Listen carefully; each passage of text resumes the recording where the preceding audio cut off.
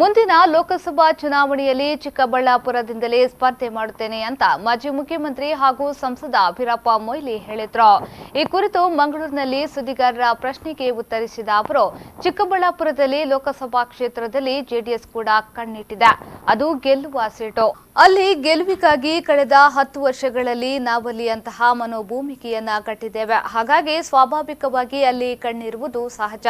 ಆದರೆ ಆ ಕ್ಷೇತ್ರದಲ್ಲಿ ಬೇರೆ ಯಾರು ಸ್ಪರ್ಧಿಸಲು ಕೇಳಿರುವುದು ನನ್ನ ಗಮನಕ್ಕೆ ಬಂದಿಲ್ಲ. ಹಾಗಾಗಿ ನಾನು ಚಿಕ್ಕಬಳ್ಳಾಪುರದಿಂದಲೇ ಸ್ಪರ್ಧಿಸುತ್ತೇನೆ. 2 ಬಾರಿ ಗೆದ್ದಿದ್ದೇನೆ, 3ನೇ ಬಾರಿಯೂ ಗೆಲ್ಲುತ್ತೇನೆ ಎಂದು ವಿಶ್ವಾಸ ವ್ಯಕ್ತಪಡಿಸಿದ್ರು. ಕಣ್ಣಿದೆ, ಯಾಕಂತ ಹೇಳಿದ್ರೆ ಅದು ಗೆಲ್ಲುವ ಸೀಟು ಅಂತ ಹೇಳಿ ಗೊತ್ತಾಗ್ಬಿಟ್ಟಿದೆ. ಗೆಲ್ಲಬೇಕಾದ್ರೆ 10 ವರ್ಷ ನಾವು ಕಟ್ಟಿದ್ದೀವಿ, ನಿರ್ಮಾಣ ಮಾಡಿದ್ದೀವಿ ಆ ಮನೋಭೂಮಿಕೆಯನ್ನು.